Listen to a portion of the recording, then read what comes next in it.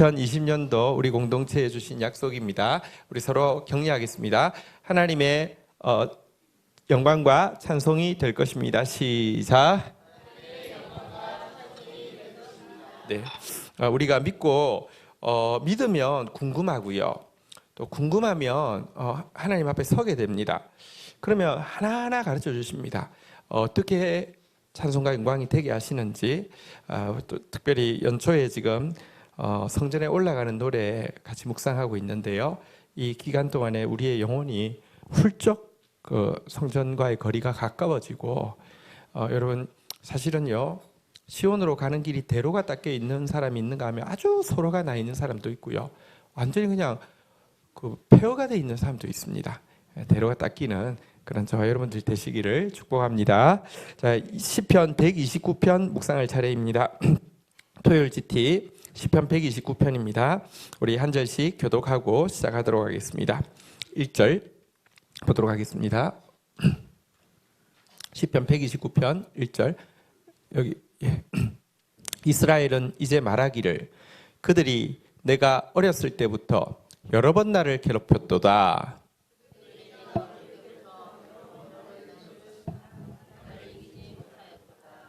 바가는 자들이 내 등을 갈았고,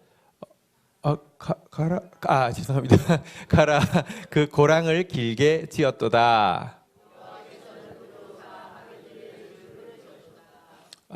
무릇 시온을 미워하는 자들은 수치를 당하여 물러갈지어다.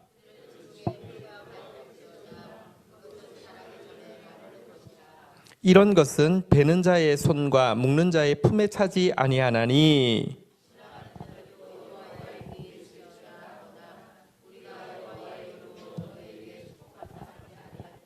아멘. 자, 성전에 올라가는 노래, 오늘은 이제 내용상으로 보면 이제 성전으로 출발해서 올라와서요, 또 뭐 문을 통과했어요, 가족들과 함께 이제 뭐 첫 예배를 드리고 뭐 이런 순간을 지나서요, 이제는 성전에서 과거를 돌아보면서 서로 간증을 나누고 있는 그런 이제 순간의 노래라고 할 수 있겠습니다.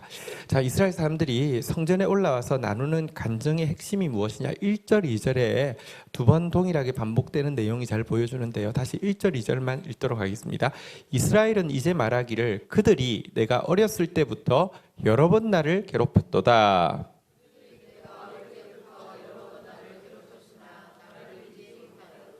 네. 서로 간에 하는 고백이 무엇이냐고 하면요, 1절 한번 올라가 봅시다. 한번 따라하겠습니다. 내가 어릴 때부터 여러 번 나를 괴롭혔도다. 2절도 가볼까요? 한번 따라하겠습니다. 내가 어릴 때부터 여러 번 나를 괴롭혔으나.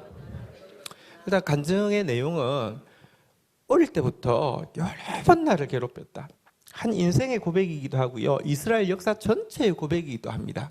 이스라엘 역사가 출발하는 시점부터 여러분 야곱의 자손들이 바로 이집트로 들어가면서 이제 나라의 역사가 출발되잖아요, 그죠? 처음부터 이때까지 어릴 때부터 여러 번 괴롭혔다. 이것이 이스라엘 백성 개인의 간증이기도 하고 이스라엘 공동체 전체의 간증이기도 하고, 사실은 교회의 간증이요, 성도의 간증입니다.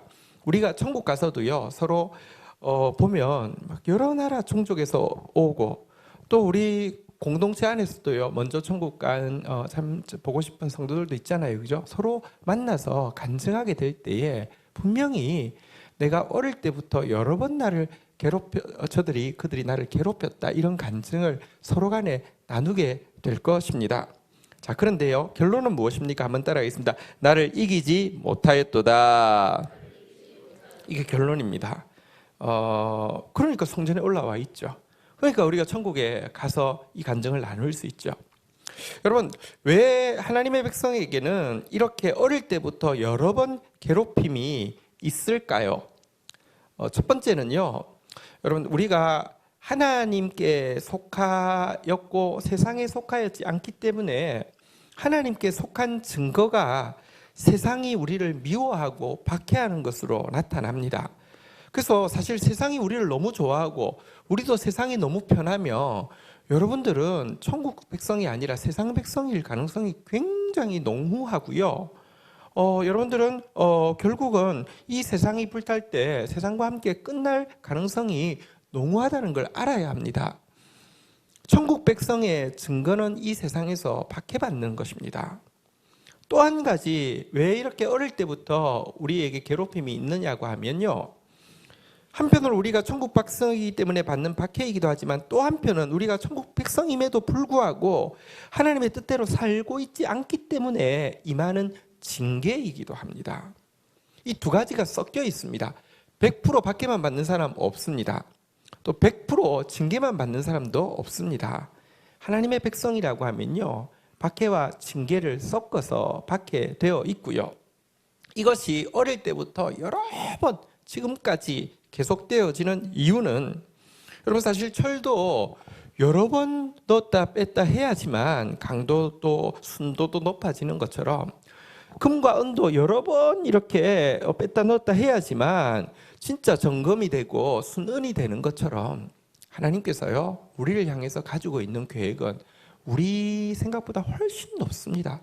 우리는 그냥 적당하게 괜찮은 사람 되는 것을 원하지만 하나님은 우리를 당신의 자녀 삼으시고 자녀를 넘어서 당신의 동력자 삼으실 계획이 있기 때문에 여러 번 이 괴롭힘이 있다는 것입니다. 그러나 감사한 것은요, 다시 한번 고백합시다. 우리가 사실 여러 번 나를 괴롭혔으나 여기서 은혜 받고는요, 그냥 막 울면서 왜 하나님 나를 이렇게 그렇게 뭐랄까요, 이제 감정이입이 되고 동병상련이 돼서 끝나면 그 은혜 받은 거 아닙니다. 그건 감정을 배설한 것이고요. 다시 한번 따라하겠습니다. 나를 이기지 못하였도다. 우리 옆에 분에게 격려합시다. 당신을 이기지 못했습니다. 이게 결론이라는 것입니다. 여러분, 이 다윗이 쓴 시 중에서 특별한 시가 있는데요. 시편 34편인데요. 34편은 언제 썼냐고 하면 다윗이 바울의 박해를 피해서 도망다니다가 사울, 그렇다 그죠? 어머 세상에, 사울의 박해를 그럴 수 있잖아요. 피해서 도망다니다가 무슨 데모하는 것 같았어요. 서울 자, 도망다니다가 뭐랄까, 이제 끝이 났어요. 사실은 하나님이 그 연단이 끝이 났다고 했는데, 근데요, 끝날 때쯤 되면 나도 거의 지치기를 인간적으로 제일 많이 지치잖아요. 그래서 블레셋으로 내려갔죠. 근데 블레셋으로 내려간 게 사실은 이렇게 더 이상 있다가는 죽겠다 싶어서 이제 내려갔는데 신앙의 행동이 아니었잖아요. 게다가 내려갈 때 사람이요, 멍청해지기 시작하면 진짜 멍청해지거든요. 인간은 사실 워낙 멍청하기 때문에 잠시 하나님의 은혜가 임해서 똑똑한 거지 멍청한 게 본질이에요. 갈 때 블레셋 왕한테 갈 때 무슨 칼을 가져간 줄 아세요? 골리앗의 칼을 가져갔어요. 그거 칭찬받겠어요. 죽으려고 한정을 했어요. 골리앗 그들의 최고 장수를 다윗이 죽였잖아요. 그거 트라우마인데 그걸 도망갈 때 혹시 위협이 있으면 칼이라도 써야 된다고 생각했는데 노베 제사장한테 칼 같은 거 있냐니까 잊어버렸냐고. 당신이 골리앗 죽이고 그 칼 여기 보관했지 않느냐고. 그거 괜찮겠냐고. 그거 말한 게 어디냐고. 그걸 들고 블레셋에 갔어요. 말이 됩니까? 그러니까 딱 죽게 됐어요. 왕 앞에 섰는데 죽게 됐어요. 물론 하나님이 진짜 자기 백성이니까 살려주시려고요. 그 블레셋 왕의 마음을, 방백들은 블레셋이라는 나라가요, 사실은요 5 도시국가의 연합이다 보니까 사실 방백들이 작은 왕들이라고 할 수 있어요. 그래서 왕이 독단적으로 결단할 수는 없어요. 근데 방백들이 전부 다 죽이자고 했어요. 근데 그 연합한 왕이 앞으로의 장래 가치가 있다고 생각도 하고 뭐 이상하게 하나님이 감정을 붙들어 주셔서 살려줬는데, 살려준 이유가 뭐냐고 하면 다윗이 그 앞에서 죽이자고 할 때 미친 척 신용을 했어요. 이러니까 제가 뭐라고, 미친놈이라고, 죽여서 뭐 하겠냐고 이렇게 해서 살렸어요. 살고 나서 쓴 시가 시편 34편입니다. 자, 근데요, 이 시의 배경을 제가 지금 설명해 본 바대로 한편으로 박해가 맞아요. 계속 사울에게 쫓겼잖아요. 근데 한편으로는요, 징계도 맞아요. 다 됐다고 하는데 그 막판을 못 이기고요, 블레셋으로 넘어갔잖아요. 인생은 섞여 있어요. 그런데요, 이때 구사일생으로 생명을 모면하고 나서 쓴 길지도 않은 시인데요. 한번 보도록 하겠습니다. 34편 4절 한번 읽도록 하겠습니다. 4절, 4절 우리 같이 한번 읽겠습니다. 시작. 내가 여호와께 간구하매 내게 응답하시고 내 모든 두려움에서 나를 건지셨도다. 한번 따라하겠습니다. 내 모든 두려움에서 나를 건지셨도다. 위에 거 좀 쏘아주세요. 빨간 거 그런 게 있어요. 자, 한번 또 보겠습니다. 6절도 같이 한번 읽어보도록 하겠습니다. 6절을 읽겠습니다. 시작. 이 공고한 자가 부르짖음에 여호와께서 들으시고 그의 모든 환난에서 구원하셨도다. 다시 한번 따라하겠습니다. 모든 환난에서 구원하셨도다. 4절로 다시 한번 가볼까요? 한번 따라하겠습니다. 모든 두려움에서 건지셨도다. 6절 모든 환난에서 건지셨도다. 구원하셨도다. 자, 우리 17절로 한번 가보도록 하겠습니다. 17절도 한번 보시죠. 17절 같이 읽겠습니다. 시작. 의인이 부르짖음에 여호와께서 들으시고 그들의 모든 환난에서 건지셨도다. 여기서 보니까 모든 환난에서 건지셨다라고 고백하고 있고요. 19절 같이 한번 읽도록 하겠습니다. 읽겠습니다. 시작. 의인은 고난이 많으나 여호와께서 그의 모든 고난에서 건지셨도다. 여기 보면 계속 환난, 두려움, 고난인데 전부 다 모든 이렇게 이야기하면서 모든 환난에서, 모든 두려움에서, 모든 고난에서 건지셨다고, 구원하셨다고 이렇게 고백하고 있습니다. 여러분, 솔직히 말하면 내가 뭔가 하나님 뜻대로 잘하고 있을 때, 위험을 받았을 때 건져주시는 것은요, 약간 그럴 줄 알았어 이렇게 되잖아요, 그죠? 근데요, 이번 경우 같은 경우는 좀 창피하지 않습니까? 그리고 사람이 그래도 한 나라의 왕이 될 사람인데 그 남의 나라 왕 앞에서 막 위신척하고 이래가지고 살아난 게 뭐가 그렇게 자랑스럽습니까? 솔직히 말하면 세상 사람 같으면 그런 거는 노래 부를 게 아니죠. 나의 인생의 흑역사죠. 근데요, 하나님의 사람은 다릅니다.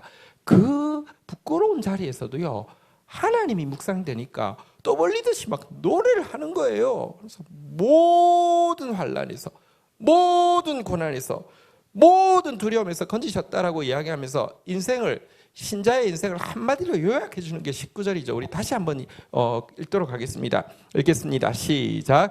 의인은 고난이 많으나 여호와께서 그의 모든 고난에서 건지셨도다. 여러분이 의인이 맞다고 하면 고난이 많아야 합니다.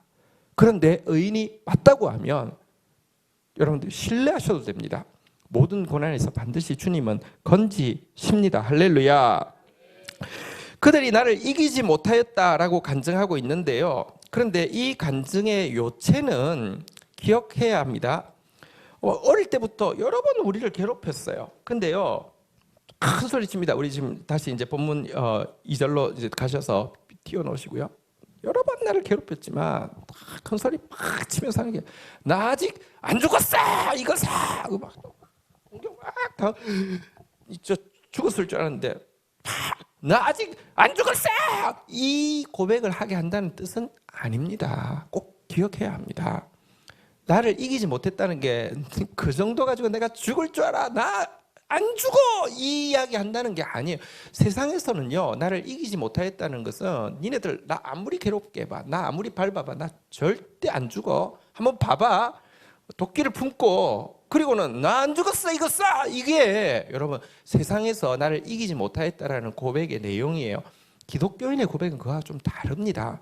여러분, 성경 고린도후서 4장 8절 9절에 보면 절대로 우리에게 어떤 고난이 많아도요, 고린도 후서, 고린도후서 4장 8절 9절에 보면요, 아무리 고난이 많아도 성경은 이렇게 이야기합니다. 우리가 사방으로 우겨쌈을 당하여도 쌓이지 않고, 답답한 일을 당하여도 낙심하지 않고, 자 9절에 가보니까 박해를 받아도 버림받지 않고, 거꾸로뜨림을 당하여도 망하지 않는다, 이렇게 이야기하고 있습니다. 이게 의인의 운명입니다. 절대로 죽지 않습니다. 그런데 죽지 않는다는 말이 나 아직 안 죽었어가 아니에요.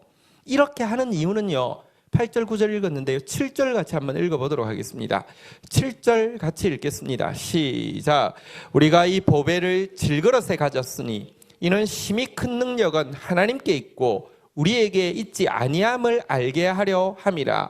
여러분, 사실은요, 우리는 질그릇이고 우리 안에 보배, 이 보배가 예수고 이 보배가 예수의 말씀인데요, 이거 있음을 알게 하기 위해서요, 8절로 다시 가보면요, 우겨쌈을 당해도 소용없어요. 답답한 일 당해도 소용없어요. 쌓이지 않습니다. 낙심하지 않습니다. 9절에 보면요, 버림받게 받아도 소용없어요. 버림받지 않습니다. 거꾸름 뜨림 당해도 소용없어요. 망하지 않습니다. 왜? 우리 안에 있는 보배가 예수고 내가 아닌 것을 알게 하기 위해서. 그래서요, 10절 같이 읽도록 하겠습니다. 읽겠습니다. 시작. 우리가 항상 예수의 죽음을 몸에 짊어지면 예수의 생명이 또한 우리 몸에 나타나게 하려 함이라. 한번 따라하겠습니다. 예수 죽음, 내 죽음, 예수 생명, 내 생명. 기독교인이 나를 이기지 못하였다, 이 고백의 핵심은 뭐냐고 하면, 나 아직 안 죽었어가 아니라 어떤 박해가 와보십시오, 더 예수 생명이 나타날 겁니다. 예수의 죽음이 내 죽음이 되었기 때문에 나에게 소망이 있는 것처럼 예수 생명이 나의 죽음을 통해서 예수 생명이 드러나는 것, 이것이 그리스도인이 내가 어렸을 때부터 여러 번 나를 괴롭혔으나 나를 이기지 못하였다, 이것의 핵심 내용입니다. 여러분, 내가 자아가 강해서 밟아봐, 나 안 죽어. 안 죽었지? 봤지? 밟아봐, 나 안 죽어. 내 말 맞지? 안 죽었지? 별것 아닙니다. 여러분, 강한 게 부러진다고요, 나중에 한번 밟히면요, 다시는 인사불성 사람 못 일어납니다. 그게 그렇게 강한 것도 아니고 대단한 것도 아닙니다. 근데 진짜 영원히 변하지 않는 예수 생명, 이 생명이 나의 많은 고난을 통해서 드러나는 것, 이게 세상이 우리를 이기지 못하는 것이라는 것입니다. 여러분, 다윗이 그 시를 막 미친 체 하다가 이 시를 썼던 이유는, 나 아직 안 죽었어, 나 길고 짧게 가는 게 내 인생의 좌우명이거든, 봐, 이래도 산다니까, 나는 카멜레온이야, 이래서 쓴 게 아니잖아요. 그 시를 통해서 내 생명에 대해서 자랑하는 게 아니라 예수 생명을 이야기하고 있잖아요. 그죠? 이게 신자의 삶인 것입니다. 자, 성전에 올라와서 2절까지 이렇게 고백을 했는데요, 사실은 그들이 얼마나 고통을 당했는지 3절에 이렇게 나와 있습니다. 3절, 4절 교독하겠습니다. 밭가는 자들이 내 등을 갈아 그 고랑을 길게 지었도다. 4절 읽겠습니다. 시작. 네. 자, 얼마나 고통을 당했는지, 자, 여러 번 고통을 당했다고 했는데, 여러분 너무 있잖아요, 너무 자기 중심이어서 너무 사소한 말에도 여러분 내가 기준이 돼 있으면 모든 게 걸려요. 왜냐고 하면 나 자체가, 여러분 나는 바로 간다고 하는데 막 이렇게 가고 있으니까, 여러분 내가 기준이면 모든 게 걸려요. 그래서요, 여러 번 나를 괴롭혔다고 이야기하는 사람 되지 마십시오. 너무 작은 자아 때문에 이래도 상처받고 저래도 상처받았다고 이야기하지 마십시오. 그런 상처가 아닙니다. 실질적으로 이스라엘이 받았던 상처는 3절에 나오는 바대로 사실은 정말 만만치 않은 상처였습니다. 밭가는 자들이 고랑을 이렇게, 고랑, 이랑 이렇게 하면 이렇게 이렇잖아요.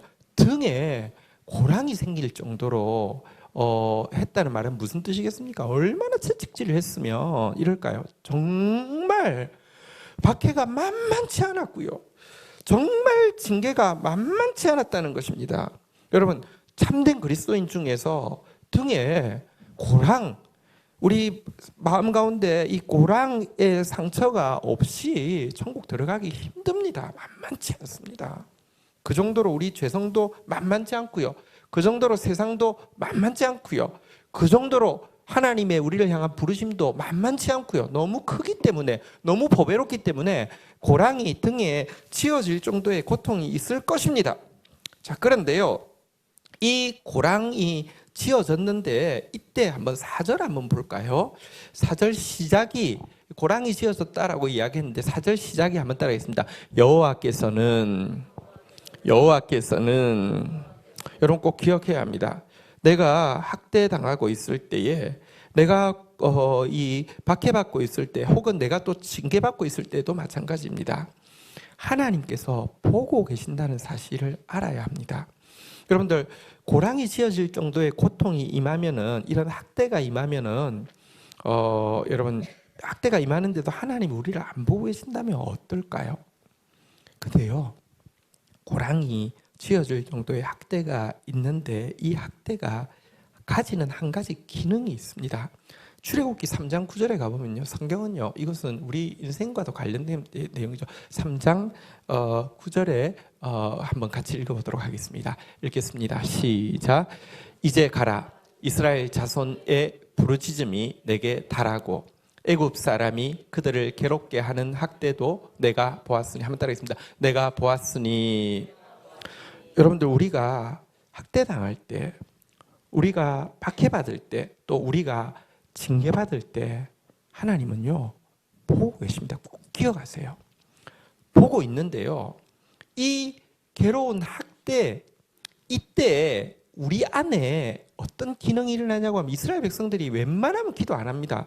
여러분들도 그렇잖아요. 옆 사람 솔직히 사실 우리 웬만하면 기도 안 하는 사람이잖아.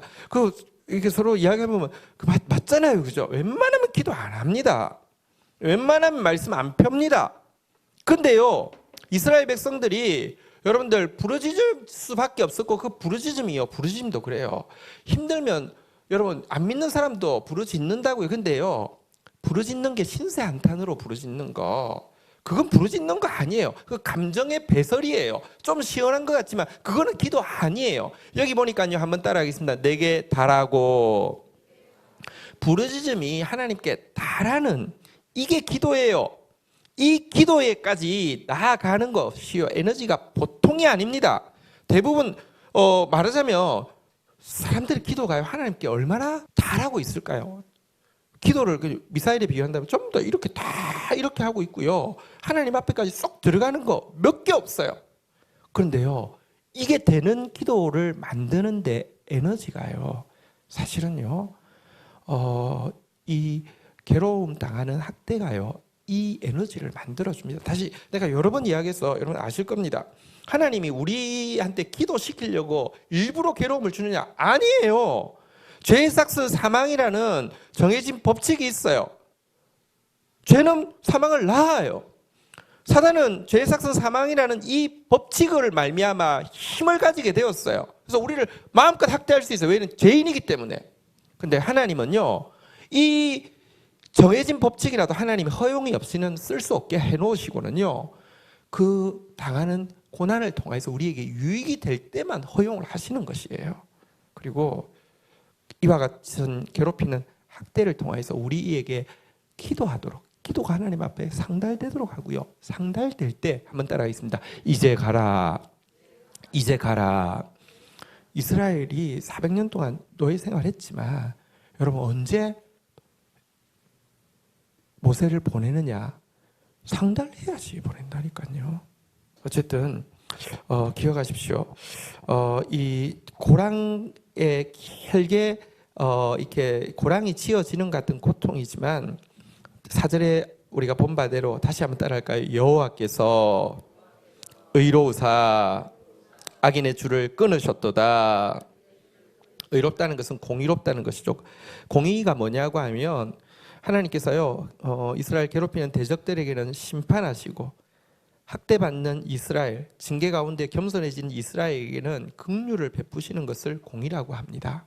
그래서 사실 우리도 죄인이고 우리를 괴롭히는 자도 죄인이지만 우리를 괴롭히는 대적들은요 그것 통하여서 지나치게 괴롭힌 것 때문에 학대한 것 때문에 심판을 받게 되지만 우리는 죄인이어서 사실은 징계를 받는 경우도 많지만 그것 통하여서 더 부르짖게 되고 그것 통하여서 더 내 생명이 아니라 예수 생명이 드러나게 되고 그것 통하여서 주님께 불쌍히 여김을 받기 때문에 하나님께서요 줄을 끊어준다는 것입니다. 이스라엘 백성들이 아까 이 학대 당하고 있는 모습을 보셨기 때문에 애굽의 그 결박으로부터 풀어주신 거잖아요. 바벨론에서 학대 당하는 것을 보셨기 때문에 바벨론의 결박으로부터 풀어주셔서 사실 시편 성전에 올라가는 노래들은 많은 경우가 바벨론으로부터 올라와서 성전까지 올라와서 예배드리는 그런 과정의 프로세스의 내용이거든요. 하나님께서 그렇게 하셨잖아요. 지금도 마찬가지입니다. 어쨌든 여러분 이렇게 과거를 일단 성전에서 회상을 하고 있는 내용이 1절부터 4절까지였습니다. 어릴 때부터 여러 번 괴롭히지만 이기지 못하도록 하나님 붙들어 주셨다. 나에게 너무너무 많은 상처들이 있었지만 하나님은 공평하셨다. 모든 결박에서 나를 풀어주셨다. 이렇게 서로 간에 막 간증을 하는 것입니다. 이건 과거를 돌아보는 것입니다. 과거를 돌아보는 거 굉장히 중요합니다. 여러분들 역사를 잊으면 미래가 없다고 하잖아요. 과거를 직시하는 거, 특별히 여러분들 과거에 이렇게 어떤 일이 아니라 그 일의 배경에 있는 영적인 원리, 사실은 인간은 영적인 존재고요. 하나님이 살아계시고요. 인간에게 주어진 경험들은요, 인간으로 하여금 하나님을 알게 하고 하나님의 원리를 알게 함의 핵심이 있습니다. 그것을 아는 것은 굉장히 중요합니다. 그래야지만 미래를 어떻게 대처할지를 알 수 있기 때문입니다. 자, 이제 5절부터의 내용은 미래에 대해서, 그러면 이제 우리가 어떻게 살아야 될지에 대해서, 우리가 현실을 어떻게 이렇게 해석하고 대처할지에 대해서 이제 이들이 고백하고 있는 내용입니다. 같이 한번 읽도록 하겠습니다. 5절 같이 한번 읽겠습니다. 시작.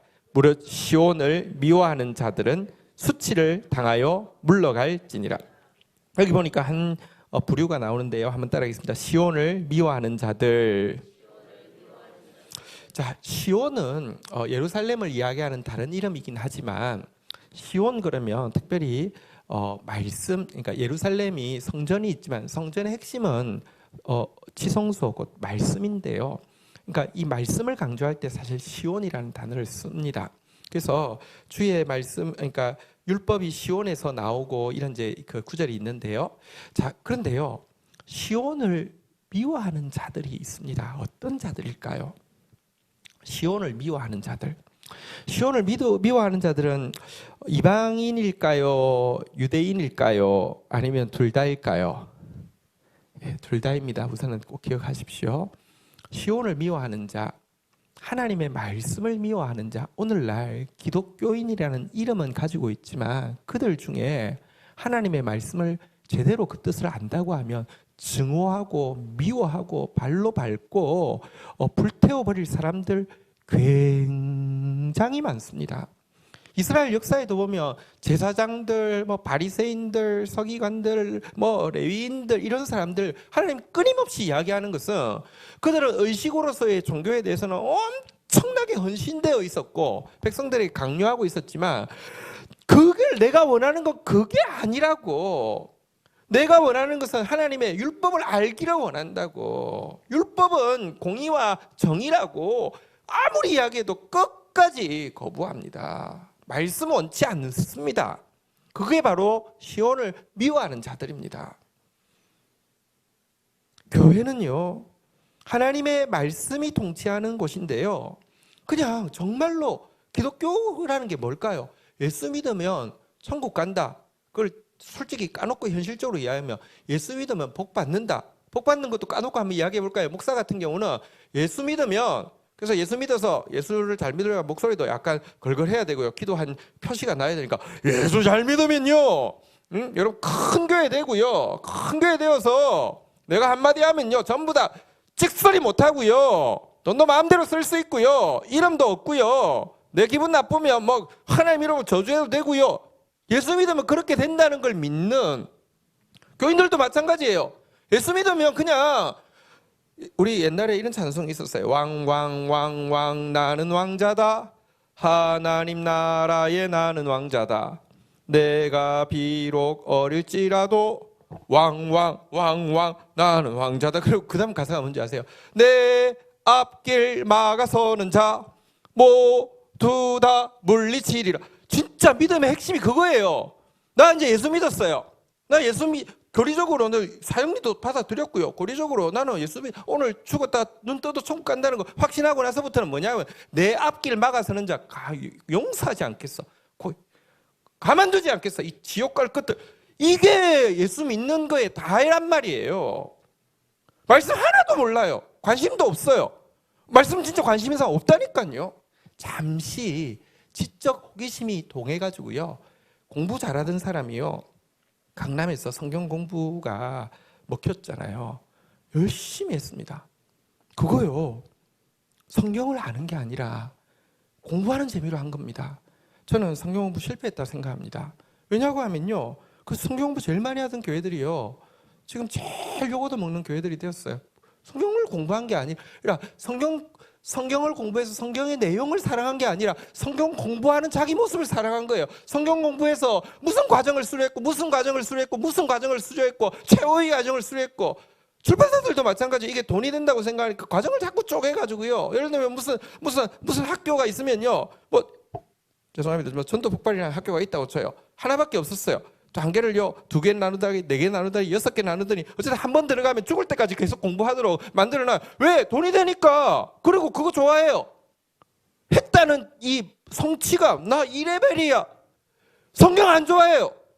말씀이 뭘 가르치는지 몰라요. 아무 관심 없어요. 그런 사람들요, 진짜 말씀이 드러날 때 바리새인들, 대제사장들이 예수를 죽였어요. 말씀이 드러나니까 견디지 못해서 이런 자는 살려둘 수 없다고 죽였어요. 그런 사람을 시온을 미워하는 자들이라고 이야기합니다. 오늘날 교회에요, 정말로요, 시온을 미워하는 자들로 가득 차 있어요. 이거 전 진짜 큰일 났어요. 이 교회가 지금 이 지경이 도대체 이게 뭔가. 제 말을 오해하지 말고 들으십시오. 기독교가 한편으로는요, 예수 믿으면 복 받는다는 사실을 굳게 믿습니다 해가지고요, 얼마나 돈을 많이 챙겨 드셨어요. 또 한 가지, 기독교는 공산당이 싫어요. 이게 기독교, 딱 2가지밖에 없어요. 예수 믿으면 복 받는다는 거하고, 예수 믿으면 빨갱이 안 된다는 거하고, 이 2가지밖에 없어요. 빨갱이가 뭔지도 잘 모르고요. 그리고는요, 이 두 가지만 동의되어지면 그게 신자라고 생각해요. 아니요, 나는 공산당이 싫어요. 나는 자본주의도 싫어요. 자본주의도 만몬 신앙이고요. 공산주의도요, 인간의 사상, 이데올로기를 믿음으로 내세우니까 싫어요. 둘 다 하나님 거 아니에요. 둘 다 잘못된 거예요. 기독교인은 좌로도 우로도 치우치지 아니하고 하나님의 길을 현실 가운데 살아내는 사람이고, 그 가운데서 정의와 공의를 선택하고 기도하는 사람이지. 여러분, 근데 정의와 공의에는 아무 관심이 없고 그거밖에 없는 기독교. 그런데 그 이야기를 하는 사람의 도덕성은, 영성은 말할 가치도 없고요. 도덕성도 진짜 최고 바닥인 사람이 그 이야기 해도요, 예수 믿어서 저렇게 유명해지면, 예수 믿어서 어쨌든 그 사람이 좋든 안 좋든 상관없이요, 빨갱이 나쁘다고 하면 이게 기독교냐고요? 아니라고요. 시온을 미워하는 자들, 교회 안에만 있는 것은 아닙니다. 교회 밖에도요, 시온을 미워하는 자들이 많은데요. 근데 여러분 기억하십시오. 시온이 시온다워서 미움받는 것은 정말 좋은 일입니다. 그럼 세상이 변화됩니다. 미워하다가 영향받는다니까요. 진짜 시온을 보고는요. 근데 문제는요, 여러분 지금은 참 교회를 미워하는 게 아니라 교회를 멸시하는 거예요. 착각하지 마세요. 교회를 박해받는다고요? 종교인 과세에서 교회가 박해받는다고요? 사학법이 통과돼서 교회가 박해받는다고요? 웃기는 소리 하지 마세요. 그러면 초대교회는요, 그게 아니에요. 지금은요, 멸시당하는 거예요. 제대로 미움당하는 것은요, 우리가 진리 때문에 미움당하는 것은 얼마나 영향력이 있는지 아십니까? 안팎으로 시온을 미워하는 자들이 있습니다. 일단 우리는요, 한번 따라하겠습니다. 우리 서로 한번 격려합시다. 시온을 사랑하는 사람 됩시다. 시작. 우리 정말 부족합니다. 이렇게 이야기한다고 나는 그것에 대해서 비판하니까 나는 좋은 사람입니까? 아니요. 비판만큼 쉬운 게 없어요. 내가 말씀 사랑하고 내가 말씀에 목숨 걸고 내가 말씀의 사람으로 변화되기 위해서 몸부림치는 거, 그게 시온을 사랑하는 자인데요. 어쨌든 시온을 사랑하는 사람 우리 되도록 노력하십시다. 그리고는요, 또 한 가지 알아야 될 것은 시온을 미워하는 자들이 아무리 많아도요, 결론은 정해져 있습니다. 그들의 결론은 수치를 당하게 될 것이고요, 물러가게 될 것이라는 사실입니다. 이걸 믿어야지만 우리는 끝까지 말씀 붙잡을 수 있습니다. 시온을 미워하는 자들은요, 반드시 수치를 당할 것입니다. 두고 보십시오. 반드시 물러가게 될 것입니다. 두고 보십시오. 어떻게 왜 수치를 당하느냐, 왜 물러가느냐? 사실은요, 하나님이 수치를 당하게 할 필요도 없고요, 우리가 막 데모해서 물러가게 할 필요도 없습니다. 6절 한번 볼까요? 같이 한번 읽도록 하겠습니다. 읽겠습니다. 시작.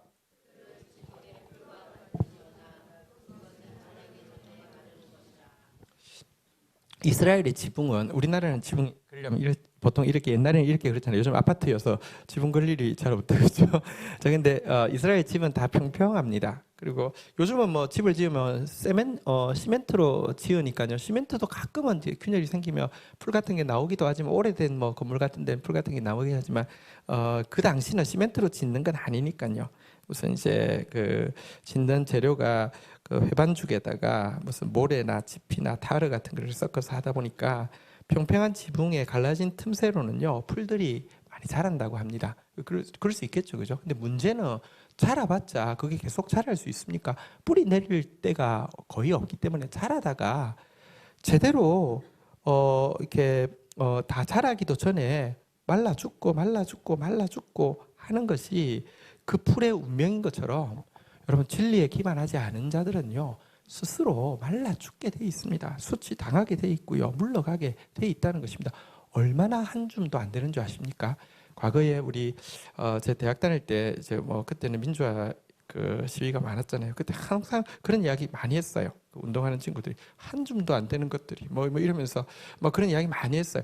진짜 한 줌도, 대적이 한 줌도 안 되는 것입니다. 7절 8절에 보면 그들이 말라 수치를 당하고 이렇게 물러가게 되었을 때 사람들이 어떻게 하느냐, 교독하겠습니다.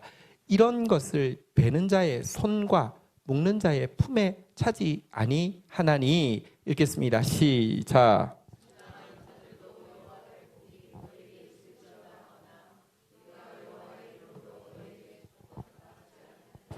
자, 보십시오. 이스라엘에서는 추수를 할 때 되면 사람들이 이렇게 덕담이 있습니다. 추수기에 덕담입니다. 막 이렇게 베고 있으면 서로 인사한다는 겁니다. 자, 제가요, 앞에 거 하면 여러분들이 뒤에 거 합니다. 제가 여호와의 복이 너에게 있을지어다, 이게 지금 추수하는 밭이라고 생각하시면요, 그러면 받는 사람이 상대방한테 뭐라고 하느냐고 하면요, 한번 따라하겠습니다. 우리가 여호와의 이름으로 너희에게 축복한다, 이렇게 하시면 되겠습니다. 아시겠죠? 자, 한번 여러분들 지금 하고 있어서 제가 인사하는 겁니다. 인사하겠습니다. 여호와의 복이 너희에게 있을지어다. 이게 이제 추수할 때 밭에서 그냥 그 통례적으로 인사말이란 말이에요. 그렇잖아요. 이렇게 얼마나 좋은 일이에요. 추수한다는 것은 이거 하고 나서 묶으면 이제 한꺼번에 되고 막 이렇게 되잖아요. 그런데 아무도 그 말라버린 풀과 같은 그 대적들을 거두어서 안고 가는 사람들에게 이 말하는 사람이 없을 것이다라고 이야기합니다. 왜냐고 하면 그것은요, 우리가 읽었던 7절에 보니까요, 해봤자 일당도 안 나오는 일이라는 거예요. 이건 완전히 쓸데없는 소일거리라는 거예요. 그러니까 대적은 진짜 한 줌도 아니라는 거예요. 여러분, 우리는요, 대적이 얼마나 크냐에 관심이 있고 대적이 얼마나 무서우냐에 관심을 가지는 사람이 아닙니다. 아무것도 아닙니다. 꼭 기억하십시오. 사단은 한 줌도 아니고요, 대적도 한 줌도 아닙니다. 아무것도 아닙니다. 마지막 날에는요, 아무것도 아닌 것을 알게 될 것입니다.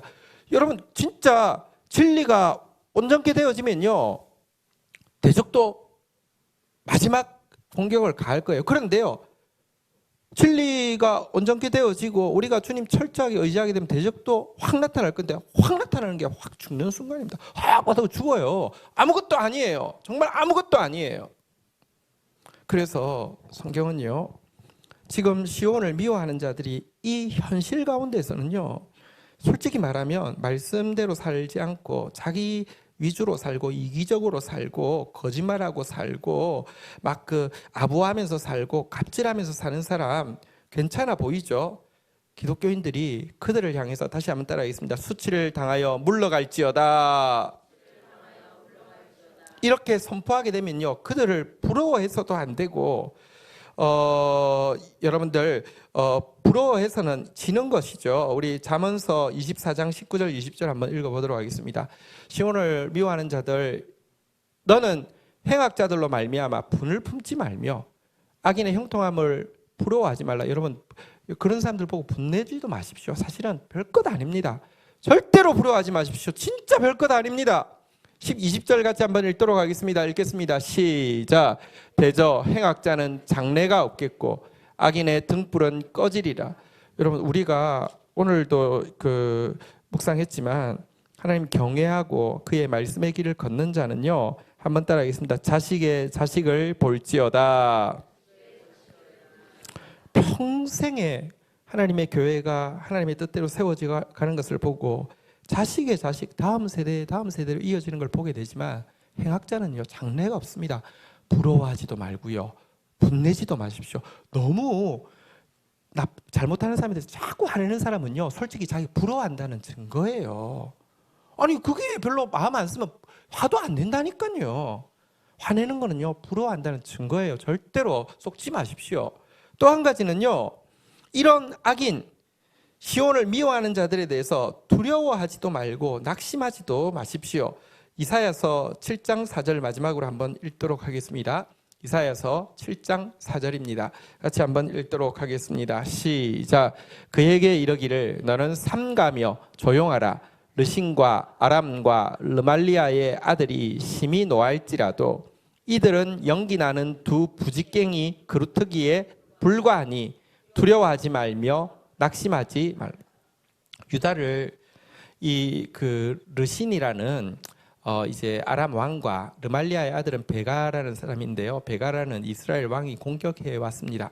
그러니까 너무너무 무서워했죠.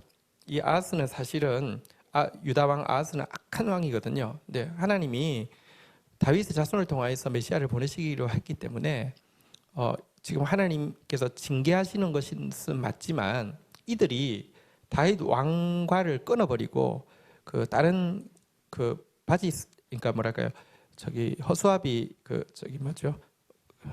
뭐라고요, 꼭두각시 다윗 자손 아닌 데서 왕을 세우려고 하니까 하나님이 아하스가 이뻐서가 아니라 하나님의 계획을 방해하기 때문에 심판하겠다고 이야기를 하시면서 하신 말이 무엇이냐고 하면요, 이 아하스라는 악한 왕한테 두 가지를 이야기했습니다. 한번 따라하겠습니다.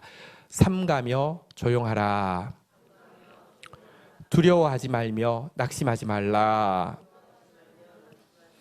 그 두 나라가 들어오니까 지금 한편으로는요, 뭐랄까요, 이거 어떻게 해야 되지? 그래서 아수르한테 한번 도움을 청해 볼까? 아수르한테 도움 청하려면 어떻게 해야 되지? 요즘 재정이 없는데 성전에 자기들 이 예루살렘 성전이 있잖아요. 성전에 금을 베끼면 한 몇 톤 돼? 그거 돈이면 좀 매력적으로 느낄까?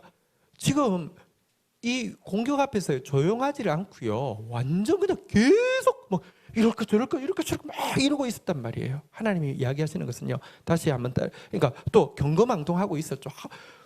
딱 성전에 있는 돈부터 지금 계산을 하고 있어요. 그거 빼가지고 어떻게 땜빵 해볼 생각하고 있어요. 다시 한번 따라하겠습니다. 삼가며 조용하라.